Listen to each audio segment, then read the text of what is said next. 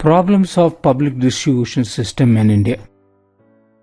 Public distribution happens to be vital instrument of the government and by which it seeks to address the problems of basic needs of poor population of the country. And it also seeks to address equitable distribution of basic goods and services for the poor across all parts of India. Hunger and poverty alleviation are therefore sought to be solved by a public distribution system of the government. However, this distribution system, though it has been existing since many decades, is not working well. It is not efficient and it has many problems of multi-dimensional nature. In this essay, let us understand the problems and prospects of public distribution system in India. India, no doubt, is one of the fastest, in fact, it is the second fastest growing economy in the world.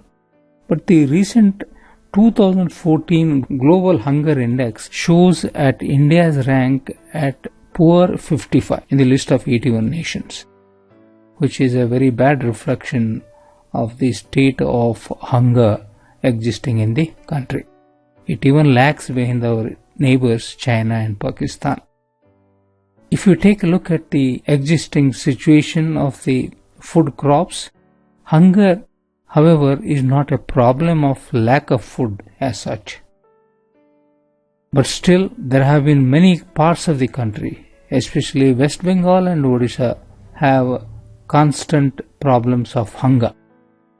The reason for the high percentage of starving population is not lack of food availability, but still hunger exists in these parts of the country.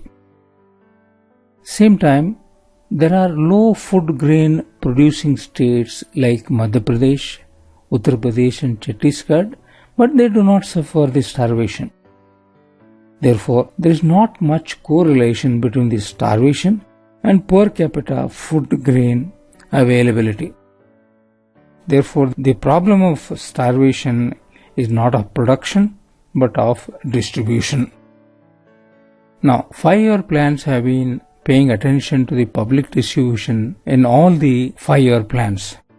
And idea was to have a stable and permanent features in the planning and development process. Idea was to control prices, reduce fluctuations in them, and also achieve equitable distribution of essential consumer goods. This was the main strategy in having a public distribution system and having a policy for the same. The targeted public distribution system, that was TPDS, was introduced way back in 1997 itself. Now, this targeted public distribution system envisaged below poverty line population, and it identified in each and every state, and thereby it wanted to ensure that BPL family, that is below poverty line family, would get a certain quantity of food grains according to the size of the family, that is 20 kg of food grains at specially subsidized prices.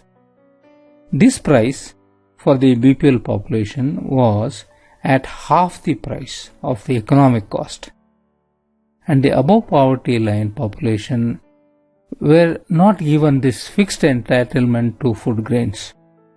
They were supplied food grains at the economic cost from the transitory allocation.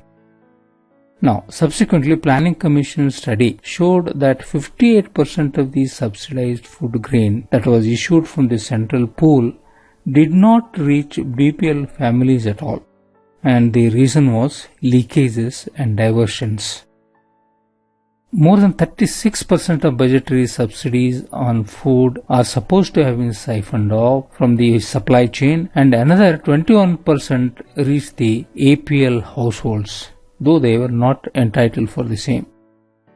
Therefore, the public distribution system, which was supposed to become an important instrument of policy which aimed at poverty alleviation, failed.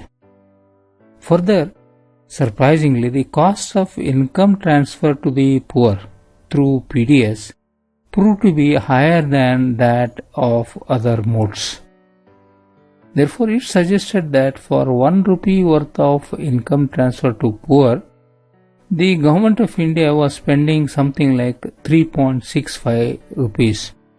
It indicated that 1 rupee of budgetary consumer subsidy is worth only 27 paisa to the poor. This is as per some of the research studies made by Planning Commission.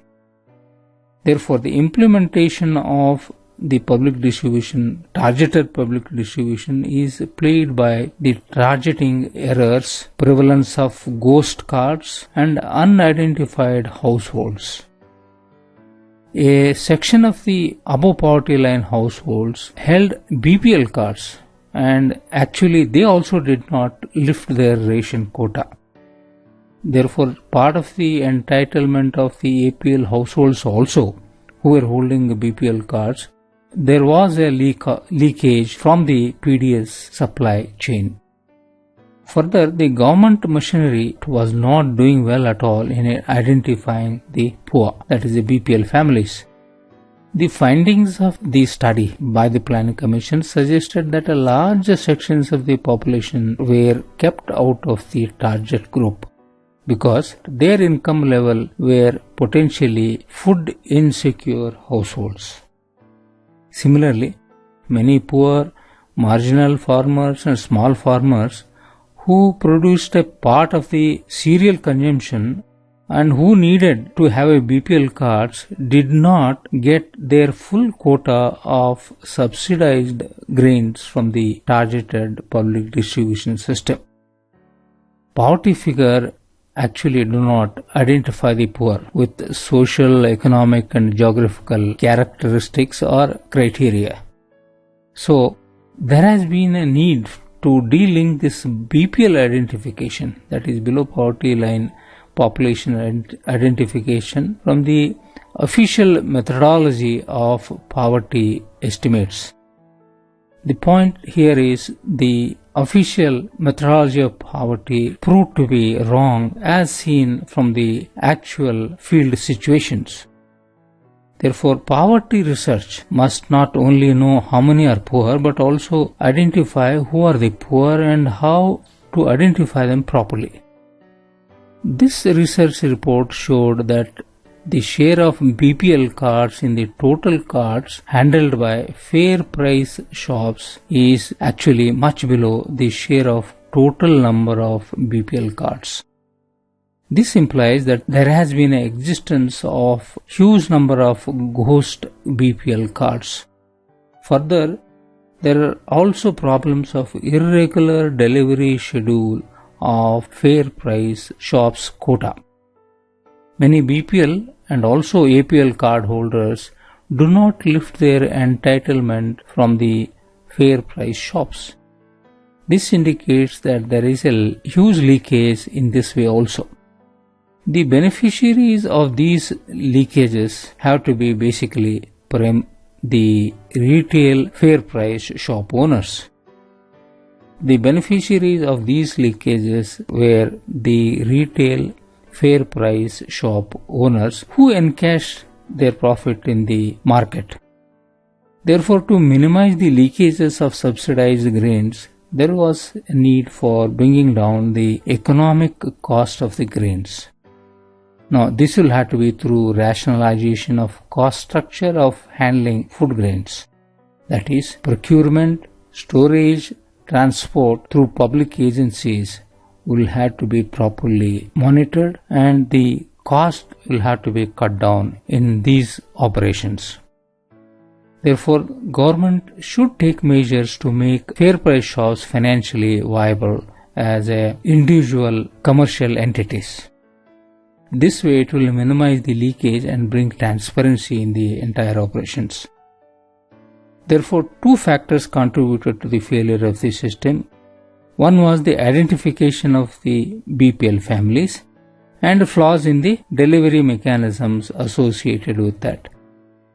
Second factor is more important, that is, there was collusion between various agencies to divert the large part of the subsidized grain from supply chain of PDS. In this connection, it is important to see the characteristics of the delivery mechanism of these states that have shown relatively low leakages. Good example in this case was Tamil Nadu. It showed a greater awareness among the public. Further, doorstep delivery to retail outlets and releasing of ration quota to the beneficiaries in a weekly installments and efficient monitoring system have been identified as the means of improving